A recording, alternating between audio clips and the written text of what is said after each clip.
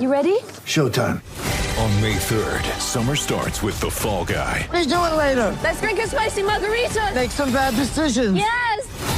Audiences are falling in love with the most entertaining film of the year. Fall Guy. Fall Guy? Fall Guy. That's what the poster said. See Ryan Gosling and Emily Blunt in the movie critics say exists to make you happy. Trying to make it out? Nope. Because I don't either. It's not what I'm into right now. What are you into? Talking. Yeah. The Fall Guy. Only in theaters May 3rd. Rated PG-13. At Bet365, we don't do ordinary. We believe that every sport should be epic. Every home run, every hit, every inning, every play. From the moments that are legendary to the ones that fly under the radar. See for yourself when you sign up today and get $150 in bonus bets when you bet just $5. Whatever the sport, whatever the moment, it's never ordinary at Bet365. 21 plus only. Must be physically located in Virginia. Gambling problem? Call 1-800-GAMBLER. Terms and conditions apply. At Bet365, we don't do ordinary. We believe that every sport should be epic. Every home run, every hit, every inning, every play. From the moments that are legendary to the ones that fly under the radar. See for yourself when you sign up today and get $150 in bonus bets when you bet just $5. Whatever the sport, whatever the moment, it's never ordinary at Bet365. 21 plus only. Must be physically located in Virginia. Gambling problem? Call 1-800-GAMBLER. Terms and conditions apply.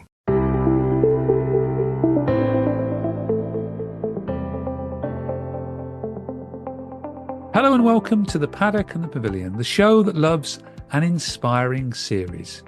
We've had jockey Gavin Ashton's 5-part The Road to Recovery, and we have recently been featuring Jenny Thompson promoting women's cricket on her World Cricket Tour. Joining us for our latest series is Hermione Drummond Moray, a young woman who is currently training to ride in the Macmillan Ride of Their Lives charity race at York Racecourse on Saturday the 15th of June. The first voice you will hear is Hermione, before Amy Swales, the head of community engagement at York Racecourse, fills us in on all the details of the Macmillan charity race and what it means to the racecourse and, more importantly, Macmillan. When I read about this race in November time, I also knew someone that had done it. And fundamentally, the main reason for it was for doing it for such a tremendous charity and incredible organisation. Sadly, cancer touches many lives, and it's a pretty horrific stat that we know so many people that have lived with or are living with or have lost loved ones to cancer. So when I saw the opportunity to be able to raise money for Macmillan, I thought what an incredible thing to be able to do. Amy, how long has the Macmillan Charity Race Day been held at York, and what does the event mean to York Racecourse? So we have had the Macmillan Charity Race Day at York since 1971. So it'll be the 53rd running this year. We're incredibly proud of the work we do with Macmillan. And over those years, we've raised over £10 million for Macmillan and other good causes.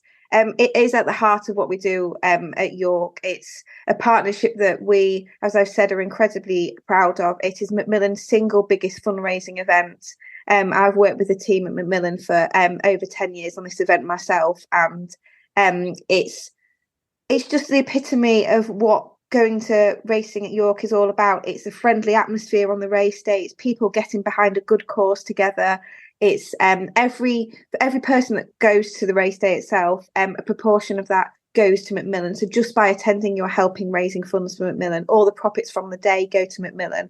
And we have a lunch on the day. We've got the Macmillan Ride of Their Lives, which we're obviously going to go on to talk about. And it's just a real celebration of what Macmillan do for people. And that's what we like about it. It's raising money, but it's celebrating those people that have had those cancer journeys and have come out on the other side. And unfortunately now, 1 in 2 people will be affected by cancer in their lifetime.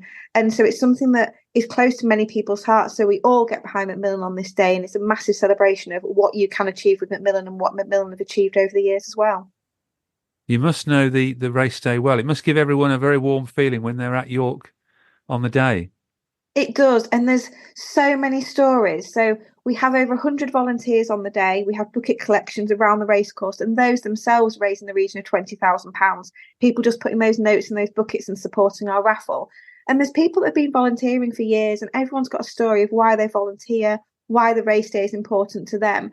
And I've said to you when we chatted beforehand that I call this race day my third child. And it is, and I'm passionate about what I do at the racecourse, and it is something that I work on every day. Every single day I work on Macmillan Charity Race Day in my role.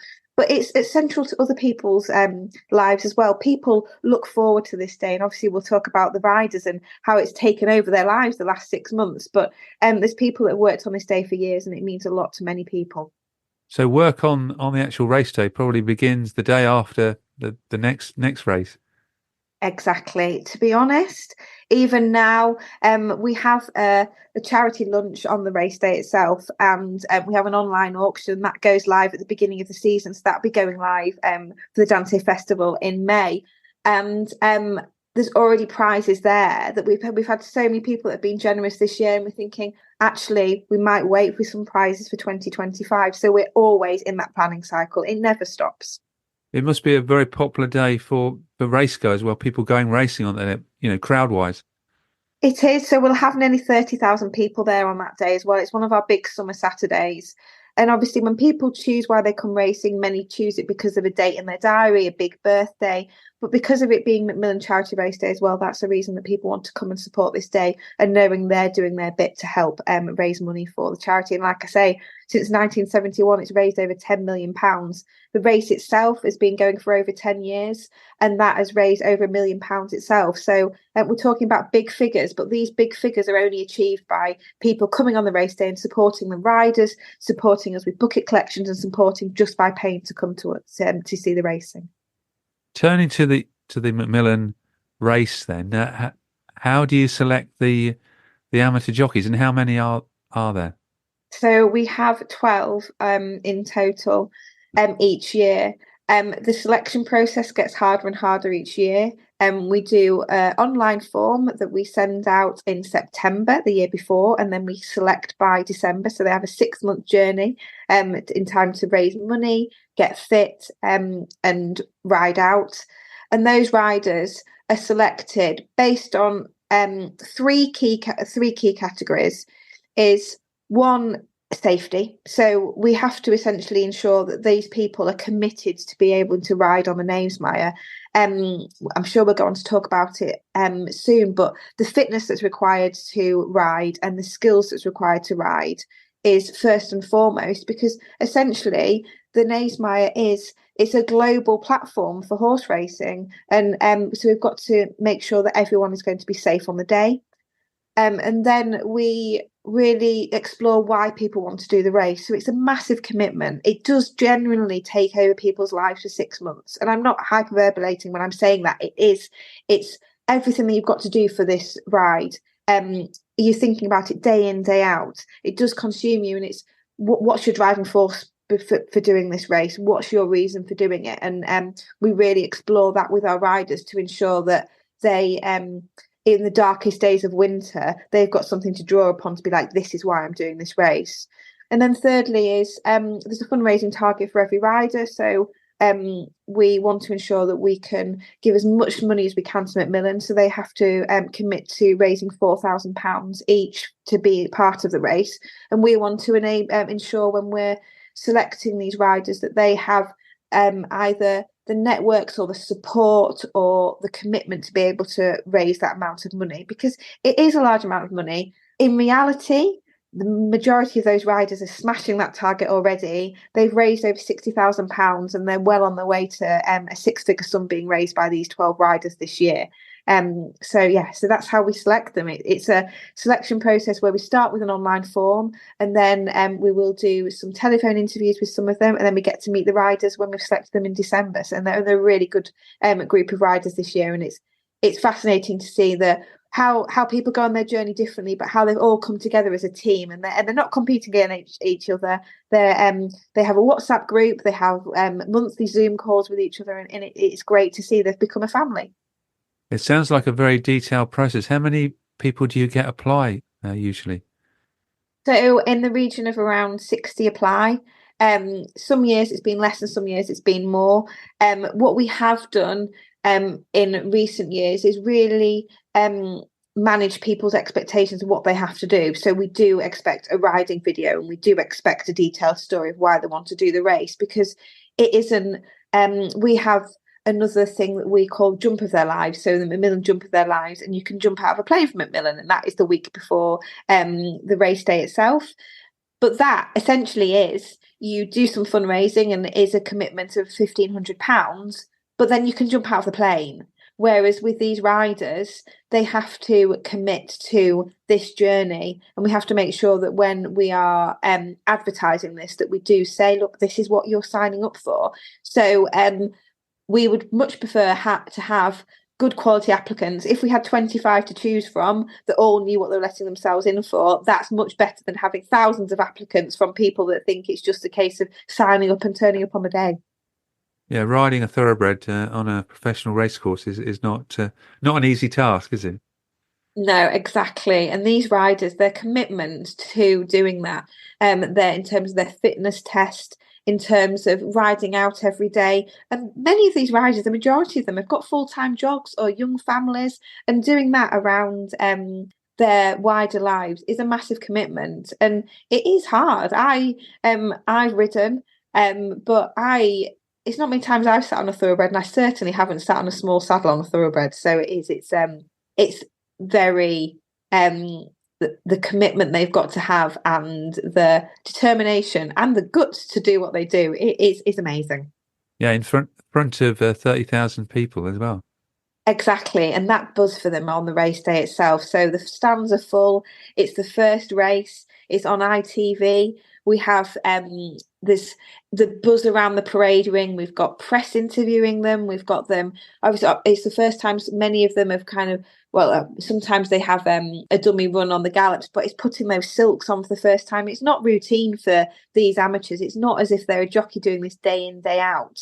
The atmosphere is electric in that parade ring, and they all line up at the beginning and have their picture taken on the podium. And you just look at them there, from where they've come from the December when we first met them to having that final photograph taken. And I've been involved in this day since we started the charity race, and it never fails to still make the hair stand up on the back of my neck. It's amazing to see how far they've come, and then the thrill when they come back after doing the race, and the elation on their faces and the relief on their faces. It's been a massive journey for them for 6 months, and yeah, we're very proud of what they do, and their families are proud of what they do, and they're surrounded by their friends and family on the day. It's one of the highlights of working at York Racecourse for me. I can tell how enthusiastic you are about it just speaking to you. What are the age ranges this year? So the age ranges this year, we have got someone that is in their late teens right through up to in their mid 60s. So the age range, and that's normally what we have. So the age range is large, and as well, it's backgrounds of people are different. So we've got someone who is an event rider. We've got someone that has got young children and used to ride that's coming back into the race. We've got a gentleman that's doing it for the second time after he had his own cancer journey between his races, and he's a farmer. So it's an eclectic mix of people. But what is great is they all generally get on, and this WhatsApp group is buzzing with people saying, we've done this for fundraising, we've done that, or I had a fall on the gallops today, or how cold were you on the gallops today because I was freezing. It is great to see them all come together. Well, I'm going to be speaking shortly to Hermione, who's one of the jockeys from Newmarket.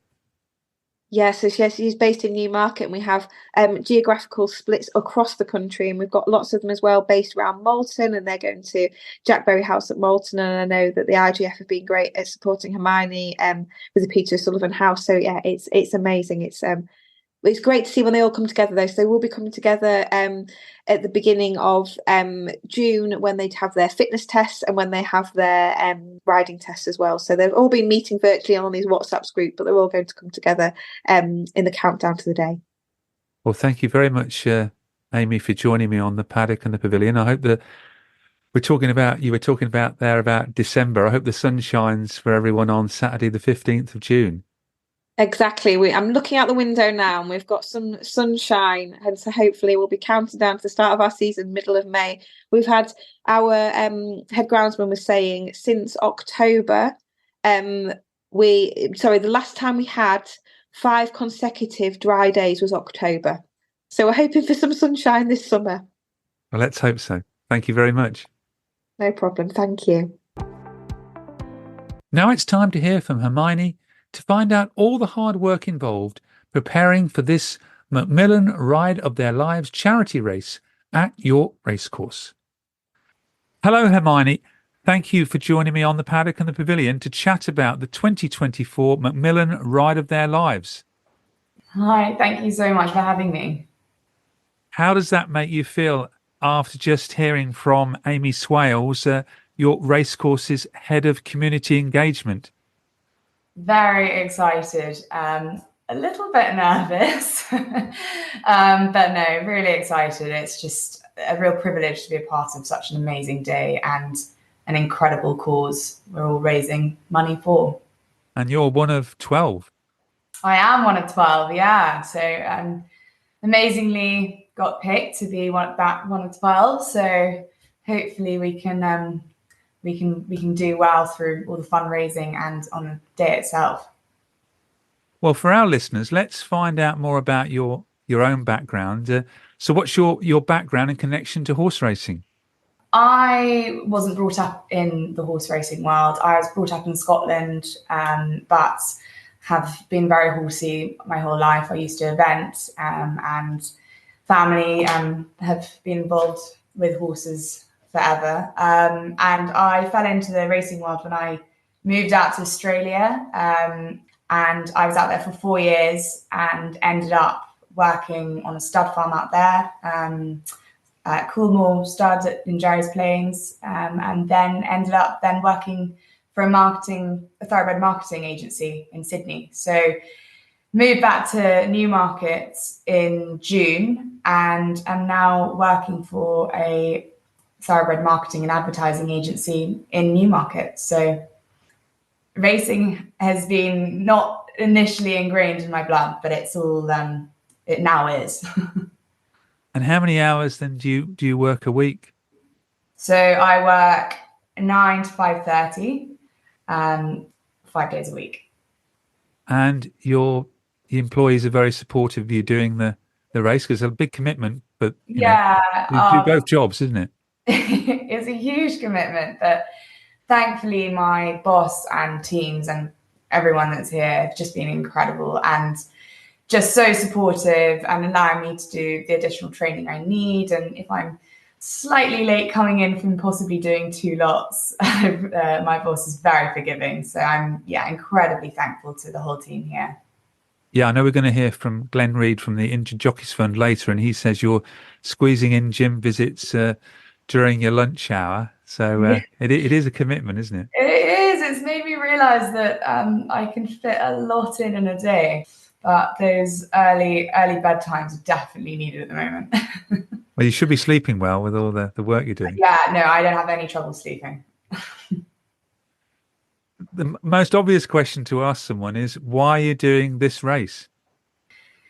When I read about this race in November time, I also knew someone that had done it. And fundamentally, the main reason for it was for doing it for such a tremendous charity and incredible organisation.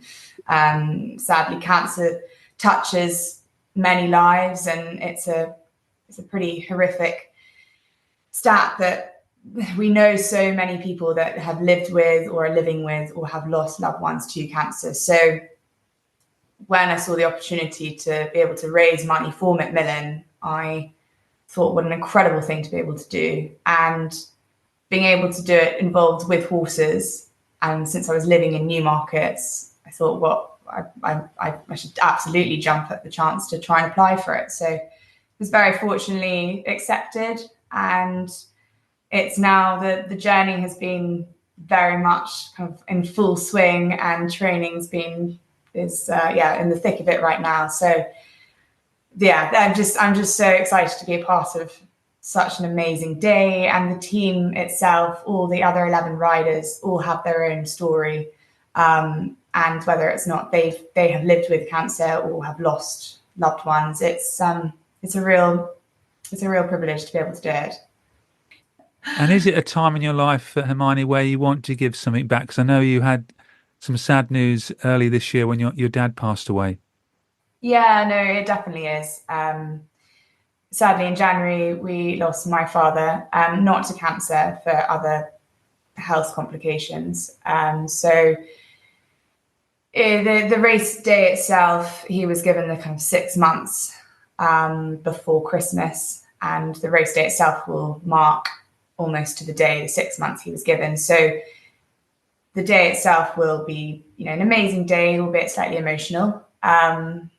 But especially I would like to thank the Macmillan nurses who had supported him in the quick kind of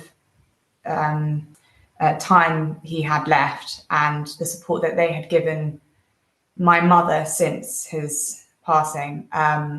It's amazing. I never knew that some of the Macmillan nurses had been able to support people without cancer as well. So it's from when I signed up for this amazing challenge, it has become even more meaningful to me and my family too. So it'll be an amazing day. Yes, and I didn't realise, but it's Macmillan's single biggest fundraising charity event. Yeah, absolutely incredible. They've raised £10 million since they've started it, so it's incredible. We've as a group, we've said that we would raise, I think it was £105,000. We've already hit the £82,000 mark, so I've no doubt that we'll be able to reach that before June. Well, that's a fabulous start. We must now turn to the race day itself on Saturday the 15th of June. And I know you've been busy at Peter O'Sullivan House in Newmarket with Glen Reid, the strength and conditioning coach. And we're going to hear from him now. I asked him the question to start with is, how fit do you have to be to ride in the Macmillan charity race at York? And this is what Glen had to say. No matter what the race is, a jockey, be that charity, for a charity race, an apprentice, fully fledged flat conditional jump, like we know the demands of race riding are pretty high. So when you're riding, the heart rate can get up to about 186 to about 191 beats per minute. So for most people, that's obviously max heart rate. And then an average heart rate during that race, it's about sort of about 170 sort of beats per minute and around that. So like just the guys getting out and just riding on the horse for work riding isn't quite enough. We know sort of when they're just at the canter and trotting and walking, like when they're cantering, the heart rate only reaches about 130, maybe 140 beats per minute. So I guess one of the biggest misconceptions we have to fix first, Stephen, is like the work riding stuff doesn't quite cut it, and then they need to sort of do some form of fitness work around that to sort of meet the demands of what they're going to experience when they race ride. And so that's normally the first part that we sort of try to integrate quite slowly. When you're working to that sort of heart rate, it's pretty intense and quite uncomfortable. So you've got to have a good fuel base first. You've got to earn the right, I guess, to, if it was a car analogy, you've got to earn the right to go up to 100 miles an hour. You've got to be comfortable with your body by the car and then work up to it. So we spend quite a bit of time obviously on the fitness side of that to make sure that they can do those skills, and we'll do that in the gym, be that on the watt bike, the ski erg, or a bit of a fitness circuit. But obviously we're really fortunate here at Newmarket that we've got the racing school next door to us. So I can jump in with Michael Hills, who Hermione's been seeing for some jockey coaching, and we can just make sure that we're doing some specific fitness work on that. We can put a jockey cam up onto the TV, and so we can get her to ride 8 furlongs at Dalmar, or we can get her to ride 6 furlongs at Ascot, or a mile and a half at Donny or whatever. We can just put up different races on there and get her ride those if it was a race. And even at York as well. Yeah. I can't think what I've got. We've basically got loads of just different like jockey cam footages. There's like Ascot, there's Delmar, there's Donny. But we've got a whole bunch of just different races depending on what sort of distance we want somebody to cover over. We can work around that. So the fitness is a tough ask because people think that it's quite easy, but you've got to build the base fitness first. You can't just, you've got to be able to sort of be, I guess, generally fit enough initially, which is say riding out doesn't quite cut it. And then we've got to be fit enough to be able to handle the intensity of the heart rates being that high. And that's by far the biggest difference. So with Hermione, what we started to do was just some sort of longer steady state work initially, almost sort of like improve her fuel efficiency if I use the car analogy again. Because then if she's got a really good base and she's really efficient, when we push her to those higher heart rates, she can recover quicker around that. Therefore, meaning she can probably make better decisions when she's on the horse and concentrate better on the horse, etc., around that. So, you have to be pretty fit nowadays to be able to handle the demands of a race meet. So when she's riding in this race on the 15th of June, she'll be as fit as a professional jockey. That's the plan. So again, like her training, she's coming into the gym at least probably 3 times a week. She's seeing Michael probably at least twice a week for some jockey coaching. She's doing as much work as any of my apprentices or pros are coming into it at the minute, and that's how it should be. I also, it doesn't matter what they tell you, even if it's a charity race, it's still a competitive charity race. Nobody's going there just to be a number, like they all want to win. I've also got a very good track record with charity races that I've had a lot of winners. So I'll put a bit of pressure on Hermione also to keep my streak going. But yeah, like her program doesn't differ at all really from what the regular boys and girls that I see in the gym every day doing. It's just maybe her base is her starting point is maybe just a little bit lower than the current guys I've got in, but everybody has to start somewhere and the end goal stays the same. So it really is a big commitment to put yourself forward for this race. Yeah, I mean, it's like, I guess it's like anybody. It could be whether it's a charity rider or it's an apprentice who's just got their license. You've got that, or a professional jockey. You've got that decision day to day of what preparation you want to do and your work rate around that. There's Newmarket is full of apprentices, and there's a substantial few that don't come into the gym at all. Whereas I've got a fair few that come into the gym every day that want to work hard, so that when they get their opportunities, they can kick on with it. Or, even the ones that are flying high, they're maintaining their fitness so that they don't lower their standards and their expectations. So, as I say, I guess everybody has that choice. You can either come in and want to compete and get better and improve so that on the day you can enjoy it and be competitive and, really, embark and embrace yourself in the challenge. Or I guess you can be a little bit haphazard and half-hearted with it and just sort of go, it's only a one-time race. I'll do the bare minimum and get onto it. But I know who I'd much rather work with. I'd much rather the person who wants to come in, do it right, train for it properly, and therefore enjoy the day better than anything else. Later in the show, Hermione talks about the joys of getting up early in the morning and riding out for trainer James Ferguson in Newmarket. Why not follow the podcast on X, Facebook, Instagram and Threads at the Pad and Pav for all the latest news about the show. But let's get back to Embracing the Challenge Part 1 with Hermione. First question, no pressure then from Glen. Don't worry, I'm definitely feeling the pressure now.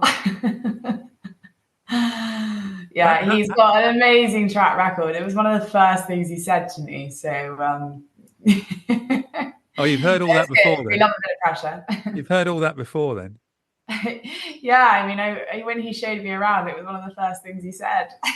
By the way, most of the people, I think all of the people he's trained for charity races have all won. So he set the bar very high. Have you been surprised though how fit jockeys are from your own experience? Oh my gosh, they're unbelievable. I always thought I was quite fit. I've always been very active, very into sports, played tennis, do a lot of Pilates, run. But this is, different ball game, and hats off to every single jockey. I mean, it's just incredible. I know when we met about a month ago, I mentioned that, doing the plank, and you have to do a 5-minute plank. Isn't that right? I think it's 5 minutes. Yeah. I need to double check that. My gosh. Thank you for the reminder. About a minute and a half's hard enough. So 5 minutes. Yeah. I know that it's a 3-minute walk bike, which I woke up in the middle of the night dreading. So I'd never sat on a watt bike before starting training with Glen, and it scats me every time. And for listeners, what's that? So, gosh, if I'm going to explain it in the right terms, but it's basically a bike that's against resistance. So Glen has me doing 60 seconds as fast as I can go to reach 600 meters. So yeah, you have to kind of get within 60 seconds. But I think on the actual test, it's 3 minutes kind of nonstop. So can't wait. And you're squeezing all these gym visits in and visits to see Glen during a working life as well. Yeah, so as I said, my boss Simon has been incredibly supportive. I try and ride out 1 or 2 in the morning, and in my lunch break, try and get to Peter O'Sullivan House, or I'm a member of another gym, so I can do that in the evening if I can't make lunch. And the facilities at Peter O'Sullivan House, the Injured Jockeys Fund, are incredible, aren't they?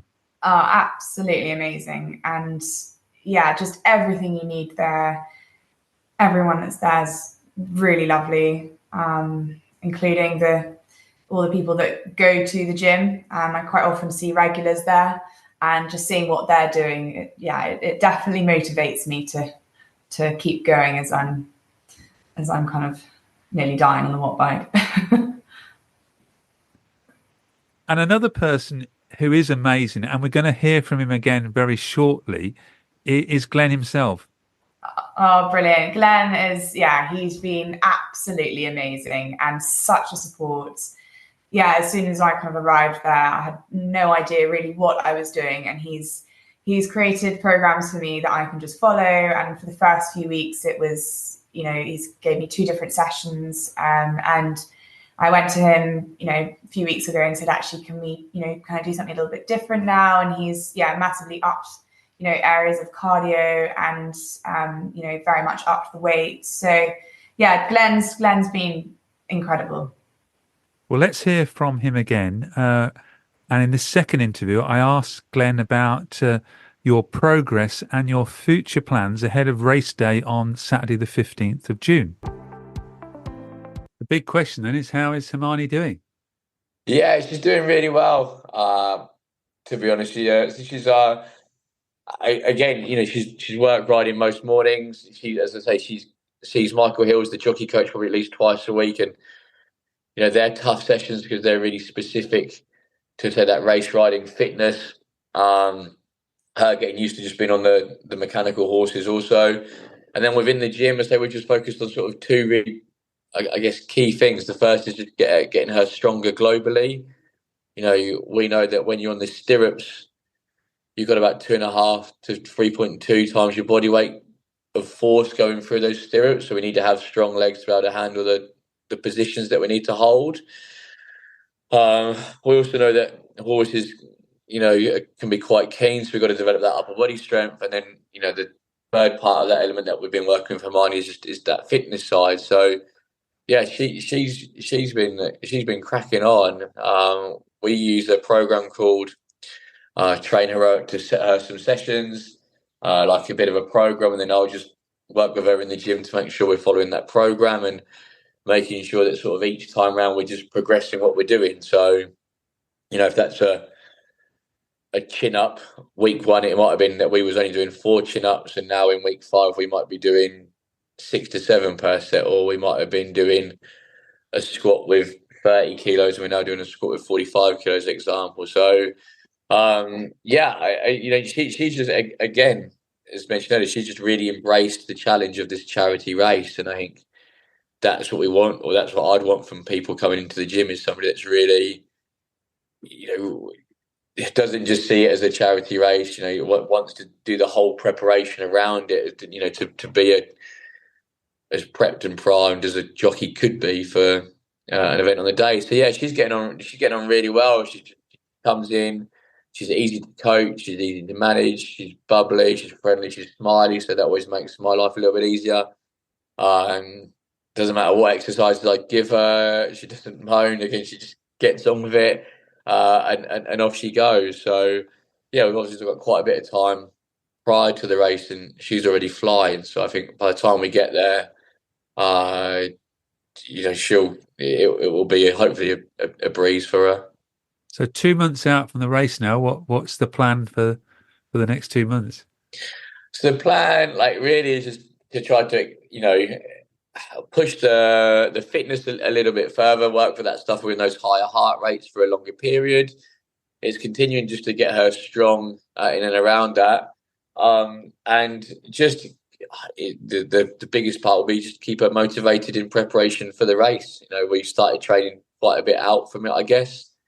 I think when we first started training together, so I can find it. We've probably been training since February. 6th of February, I think, was our first session in the gym with me. So we've already been training for the best part of 2 months. So the biggest thing now is just trying to keep that motivation high. So we'll sort of mix up her gym program, start to do some bit more maybe power-based work, some jumping and some hopping, just for that explosiveness and being able to hold that quasi-isometric position when she's on the horse, and just to make the training a little bit more fun. And then her job will just be to, which is easier said than done, is to stay injury-free. Because obviously if we have a nigger in us, it will make life a little bit more difficult. But yeah, for us, it's just a continuation of what we really do. We'll change up her gym program to make sure that she's still getting strong, because that's going to be super important still, to how to control the horses around it. We'll do a little bit more extra power work now. And then we'll just, from a fitness point of view, we've built the base. So now it's about getting comfortable at those really high heart rate zones. So when it comes to race day, she's just comfortable being uncomfortable. But you're confident that she'll run well on the day? Yeah, again, I put a bit of pressure on her. The Magnolia Cup, I've had 2 winners in the last 3 years on that. I had a lady win the Town Plate. I think last year I've got a pretty good track record with the charity riders, so I've put the pressure on her to sort of make sure she's getting in the work and doing what needs to be done, so that when she's come the day, I also think it's really important that the guys just enjoy it. And so I don't think if you haven't done the preparation, you won't enjoy the day to the fullest. Whereas she would have, she can get to that day of the race, and when it comes, know that she's done everything that she's needed to do. She's put in the work, and she can just enjoy it and get on the horse and be competitive, and then hopefully look back on the whole day and go, what a phenomenal experience from start to finish. From signing up to it, to having the training at the centre with us, to having the training with the racing school in Michael Hills, to then the day and everything else around it. And that's all we want, is just, I want her to be able to finish and just look back on the whole experience, be that training and the racing, and go, what a phenomenal opportunity. And, then that kicks into the boys and girls that have the opportunity to do this every day. Hopefully that they get to realise again how lucky they are. You know what's ahead of you now then, Hermione? I think so. A lot of work. No, it should be good. I think it's definitely the most physically challenging thing I've ever done. But I'm absolutely loving the process of the fitness side of it and also the riding out. So yeah, thank you so much to Glen, who's been such a support, and yeah, the pressure is definitely on. We've mentioned it before, but not only in passing, but you've also been having jockey coaching with Michael Hills. How's that been going? Yeah, really good, thank you. So yeah, he's been incredible, and yeah, I mean, I've ridden my whole life. I evented to kind of international level and worked with polo ponies, but I've never ridden a racehorse. So it is a totally different style of riding, and I was very humbling experience when I first got on, thinking, oh, I'll be fine. So yeah, Mike's he's very much. It's really important that I have those sessions with him because, you know, as much as it's, you know, you learn so much just riding out in the mornings. It's important that you're, you know, he's looking at how I'm looking, and if there's anything I need to tweak, so anything I really need to subconsciously remember as I'm riding. And is Michael also teaching you or going to teach you about riding actually in race conditions and next to other riders and horses? I hope so. Yeah, I think I haven't actually discussed that with him yet. We haven't got that far, but yeah, I have a session with him on Monday, so I'll be sure to ask him. Hopefully. And riding out, what time? Obviously, early in the morning when you're riding out before work. Yeah. So obviously I am amazingly supported by James Ferguson, who is giving me a horse for the day, and so I've been riding out at his yard. So they put out first lot at 6:30.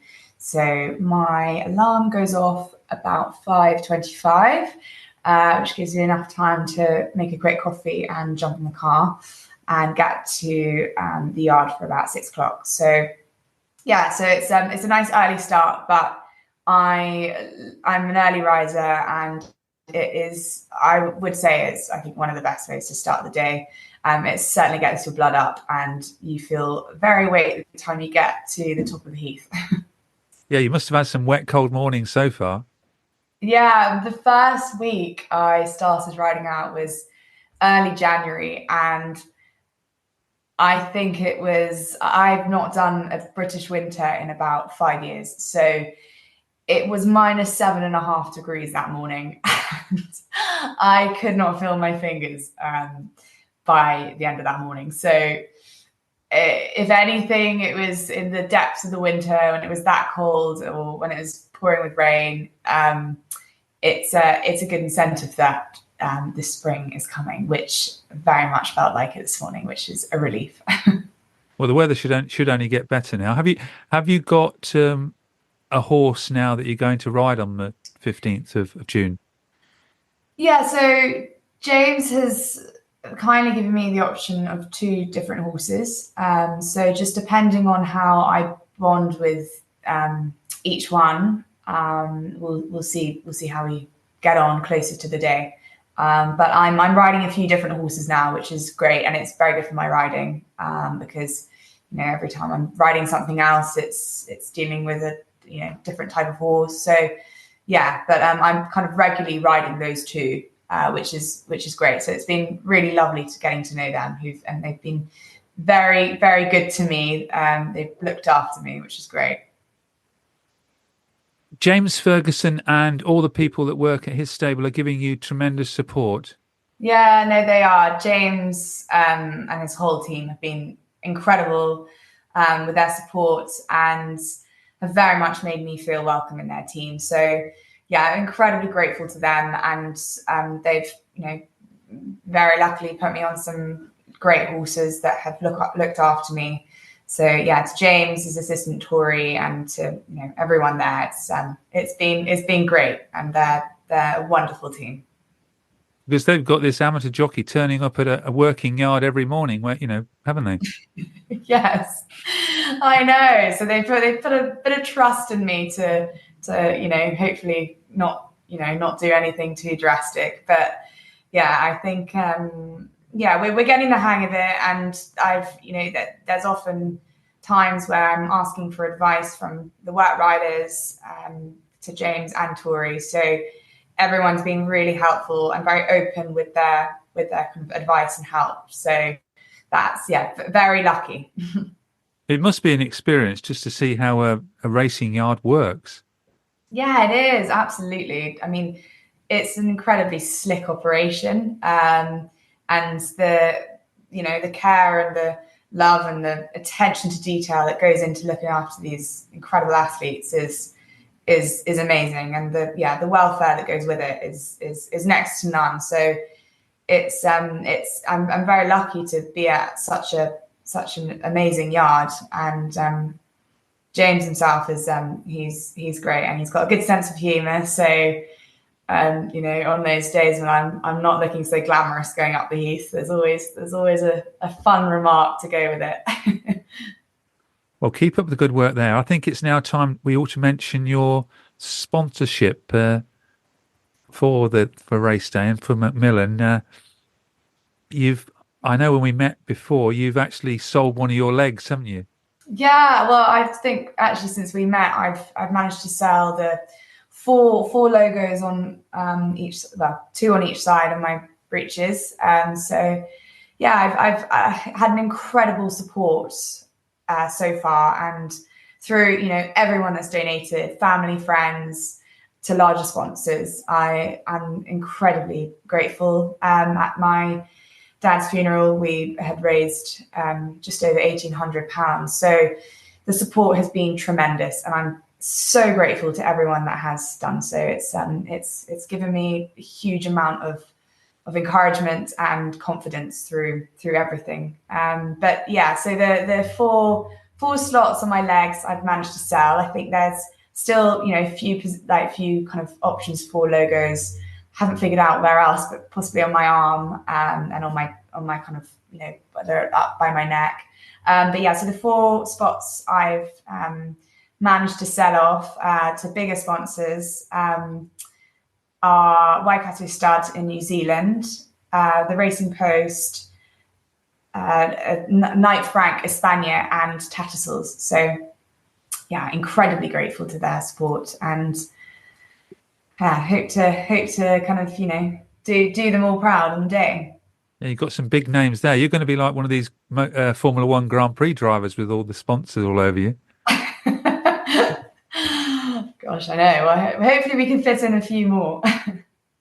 And how can listeners sponsor you? You've got your own page as well, haven't you? Yeah, so I've got my own Just Giving page, which you hopefully you'll be able to kind of see in the link within this post. But yeah, so you can just head to the Just Giving page and donate via the link. It's really easy, straight online. Yeah, really, really simple. I have had a few people send me checks, which I can, cash separately. Yeah, so I'm hoping I'm organising an event in London at the end of April, May time. So when I've kind of finalised all of that, hopefully that will bring in a little bit more money, and through raffle donations and potentially doing an auction, I'm currently reaching out to quite a lot of people for donations there. So 2 months to go, so there's plenty of chance for people to sponsor you. We'll put the link in the bio to this podcast. But just sort of winding up the podcast, personally, how are you actually feeling? You said you're sleeping better. You must. I'm quite sore today because I gave it a good go on the watt bike. But no, good. I don't think I've ever really been this fit and strong. So yeah, it's made a huge difference to my riding. I feel so much stronger, and those keener horses, I feel a lot stronger now to be able to hold on to them, and just in my confidence as well. That's helped enormously, being able to kind of being stronger on board is great. So yeah, I feel like I still have a long way to go, and it's been amazing hearing through the riders on the WhatsApp group. Everyone's kind of is having good days, bad days. Some people can do squats or side plank really easily. Some people can do X, Y, and Z. But yeah, so it's amazing support to hear through. Everyone has been working incredibly hard. So it almost feels like a hugely joint effort, which is awesome. It must really be taking over your life at the moment, and for almost like 6 months it's going to be, isn't it? Yeah. Yeah, it is slightly, but I'm absolutely embracing it. It's been an amazing focus and a great distraction in many ways. And it when times can be really tough, it certainly gives you a huge amount of strength and encouragement to be able to push yourself. And actually, I've been surprised with how much I can do, and how actually mentally strong you can be. So it's been brilliant for that, and for myself as well. Well, it's such a fantastic cause, and once you've got people sponsoring you just want to do well for them, don't you? Absolutely. And it's just it's terrifying how many people that are affected by this horrendous disease, and this charity is just unbelievable at supporting those living with, have lived with, or have lost someone to cancer. And yeah, having a lot of direct family and friends affected by it, it's life-changing. And I really hope that I can raise as much as I possibly can just to make a small difference to someone, or few different families, whatever it is. So yeah, there's that just a few points here, but yeah, so far the amount we've raised, the 82,000, is enough for a Macmillan nurse for over 15 months, helping people living with cancer and their families receive essential medical, practical and emotional support. So it's incredible what as a group we've been able to do so far. Well, that's fantastic. And you're going to have 30,000 people cheering you on the first race at the Knavesmire on Saturday the 15th of June. Try not to think about the number too much, but try and think about going to the finish line. Well, to end the podcast, just want to thank Glen Reid from the Injured Jockeys Fund at Peter O'Sullivan House in Newmarket, and also Amy Swales from York Racecourse. We're also planning to do 3, possibly 4 more podcasts, another update next month, and possibly squeeze a short one in with you ahead of the race on the 15th of June. And then we'll have to do a mop-up podcast to find out how well you did, and if you lived up to, I'm sure you will, up to Glen's predictions. Thank you very much for joining us on the Paddock and the Pavilion. Thank you so much, Stephen. Sports Social Podcast Network.